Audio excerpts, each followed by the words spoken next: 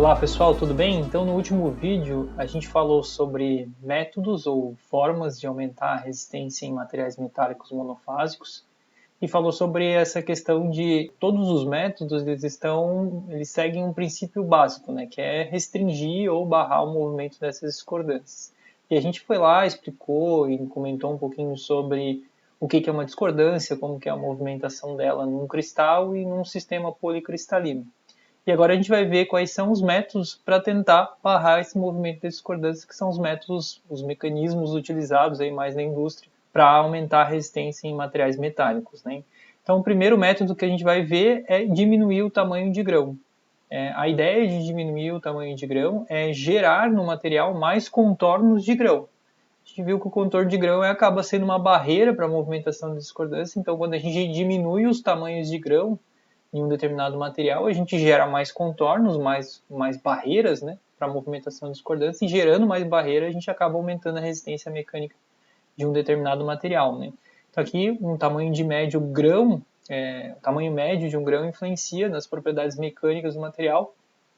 A gente sabe que durante a deformação plástica há essa movimentação de discordância, e quando ela encontra um grão adjacente que tem uma orientação cristalográfica diferente desse grão que ela está se movimentando, ela vai precisar de mais energia para pular para o grão do lado.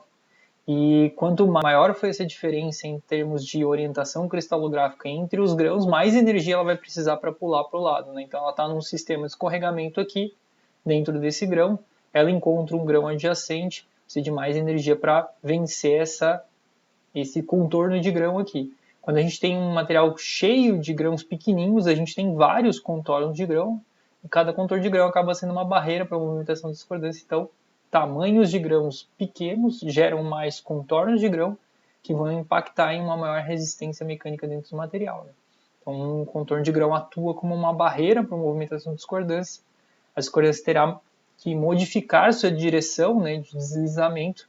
Mais difícil quando a orientação cristalográfica for mais diferente. Então, quando a angulação entre os grãos é mais diferente, mais difícil ainda movimentar essa discordância. Precisa de mais energia para quebrar essa barreira aí, porque esses contornos de grão acabam sendo uma barreira. Né? Então, uma maneira de aumentar a resistência de um material metálico é diminuir o tamanho de grão deles. Então, a segunda maneira é incluir um tipo de impureza no material que ela fique em forma ainda de solução sólida, né, sem formar uma segunda fase no material. Então, ela se dissolve dentro da estrutura cristalina do material que é o hospedeiro. Esses átomos de impureza eles vão se posicionar em locais que têm vazios, que têm espaço para eles se posicionar. Então, muitas vezes, esses átomos de impureza eles se alocam na ponta das discordâncias, formando ligações químicas. E ligações químicas restringem ou dificultam o movimento dessa discordância, é uma ligação, uma força lá que está sendo envolvida nessa ligação. Então, para movimentar a discordância não é tão fácil, né?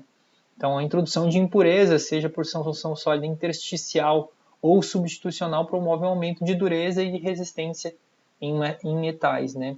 O aumento da impureza eleva o limite de resistência à tração e de escoamento.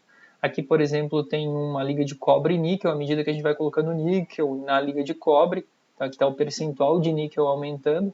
E aqui a gente tem a resistência máxima do material e vai aumentando à medida que vai colocando mais níquel no cobre, né? E aqui também, à medida que vai colocando níquel no cobre, aumenta a tensão de escoamento do material. Né? Um complemento a isso, a gente viu quando começou a estudar defeitos pontuais. Né? A gente viu que defeitos pontuais interferiam na resistência mecânica de um material. Até um dos slides que a gente viu era um cara mordendo ouro. Né? Então, o ouro puro ele tinha uma dureza mais baixa, então ele se deformava facilmente. Se o ouro tivesse uma determinada impureza, ele tinha que fazer um processo de indentação, a dureza do ouro aumentava. O que estava acontecendo? Né? Aquela impureza estava se alocando nas discordâncias presentes na estrutura cristalina do ouro e restringindo o movimento das discordâncias. Então ele mordia o ouro e via que ele estava mais duro, e ele constatava que o ouro era impuro. Né? E se o ouro se deformava com facilidade, que ele conseguia movimentar as discordâncias com facilidade, que tinha pouca impureza ou quase nenhuma impureza dentro do ouro. Né? Então, essa presença de impureza ela promove uma certa distorção dentro da estrutura cristalina. Então, aqui a gente, por exemplo, tem as discordâncias e as impurezas se movimentando aqui principalmente na região de campos de deformações das discordâncias, né? Então, nas pontas das discordâncias, essas impurezas elas podem se alocar desde maneira intersticial até substitucional. Aí essa ligação química que ela está se formando na ponta da discordância acaba restringindo ou dificultando o movimento delas, né?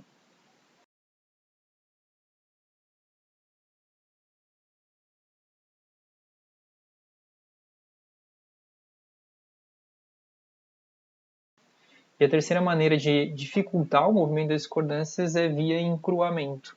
O encruamento pode parecer até um pouquinho contraditório, mas é uma das formas mais eficientes que a gente usa hoje na indústria, né? A ideia do encruamento é causar uma deformação plástica no material, de maneira que a gente aumente drasticamente a densidade de discordâncias dentro do material, né? E esse excesso de discordâncias dentro do material vai barrar a movimentação delas mesmas. Então, vamos fazer uma analogia, por exemplo, novamente ao trânsito. Então, vamos supor que as discordâncias são os carros, né? E a gente pega uma determinada cidade e enche de carro, né? Então, o cara que vai te causar uma deformação plástica, que seria o carro, né, as discordâncias lá dentro, quando ele está em excesso, um carro acaba barrando o movimento de outro, né? Então, esse emaranhamento de discordâncias dentro do material vai causar tantas tensões residuais lá dentro que uma discordância vai acabar barrando o movimento de outra discordância. E esse excesso de discordância aí a gente chama de encruamento. A peça está encruada, está com excesso de discordância, então a resistência mecânica e a tensão de escoamento dela vão aumentar. Então, um dos fenômenos no que um material dúctil, né, que tem uma determinada ductilidade, se torna mais duro e mais resistente devido à deformação plástica. Né? A gente chama isso de endurecimento por trabalho a fio ou cold work. A gente vai ver na próxima aula o porquê que é chamado de trabalho a frio, porque tem uma temperatura que é chamada de temperatura de recristalização, a qual a gente não consegue deixar a peça encruada. Mas a temperatura ambiente, o ferro e os aços, eles são considerados trabalho a frio, né? Que eles estão abaixo da temperatura de recristalização. Né?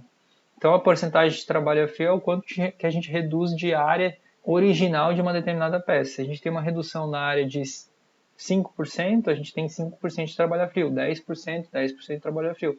Se a gente reduziu durante uma deformação plástica 50% da área dela, a gente tem 50% de trabalho a frio. Isso vai ficar um pouco mais evidente quando a gente falar sobre o processo de laminação, que a gente vai ver também na próxima aula. Né?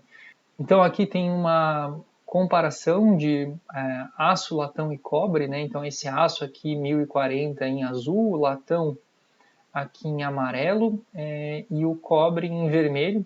Aqui a gente consegue ver a tensão de escoamento nesse eixo aqui e aqui a tensão máxima. E esse aqui é o percentual de trabalho a frio. Né? Então, à medida que a gente vai aumentando o percentual de trabalho a frio, a tensão de escoamento vai aumentando nos três materiais e a tensão máxima vai aumentando. Então, a peça vai ficando mais encruada, maior a densidade de discordâncias lá dentro. Uma discordância acaba travando o movimento da outra, então esse excesso de discordâncias funciona como sendo um mecanismo de travar o movimento delas, maior a resistência mecânica e maior a tensão de escoamento do nosso material. Né? E uma forma de visualizar isso é através do ensaio de tração. Então, vamos supor que eu peguei um determinado metal, né, um ferro, e comecei a fazer um ensaio de tração. Aí tem aqui a linha azul representando, né? Então, passei da região elástica, passei do limite de escoamento do material e comecei uma deformação plástica. Essa deformação plástica ela vai movimentar, na verdade a deformação plástica é o fruto do movimento das discordâncias, e esse movimento das discordâncias vão gerar mais discordâncias dentro do material. Então vai aumentando a densidade de discordâncias dentro do material. Vai chegar um determinado ponto aqui, né, que eu já tenho uma densidade de discordâncias maior. Seriam essas linhas em preto aqui que vocês conseguem ver nessa micrografia aqui. Se eu parar o ensaio, né, eu parei o ensaio, não estourei a peça, né, e recomeçar o ensaio, vocês vão ver que a minha tensão de escoamento ela vai sair desse ponto inicial aqui para esse ponto aqui secundário. Então, para eu conseguir movimentar as discordâncias novamente, eu vou precisar de uma carga, uma energia maior no material. Então, eu acabei aumentando a resistência mecânica do material devido a uma deformação prévia, uma deformação plástica prévia, que aumentou a densidade de discordâncias dentro da peça. Né? Então a peça está aqui, nesse caso, encruada. Vê como há um emaranhamento de discordâncias e geralmente elas se acumulam próximo aos contornos de grão, que são são as barreiras para elas pularem de uma orientação cristalográfica para outra. Né? Então, basicamente, essas são as três maneiras que são utilizadas na indústria para aumentar a resistência mecânica de materiais metálicos monofásicos.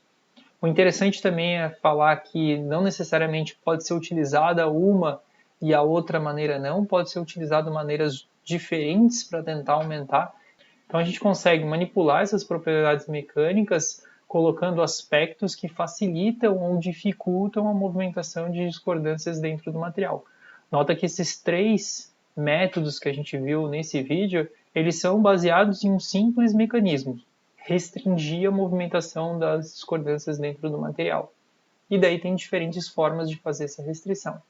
Ou via solução sólida em pureza, ou diminuir o tamanho de grão para gerar mais contorno de grão, ou deixar a peça encruada, aumentar drasticamente a densidade de discordâncias via deformação plástica.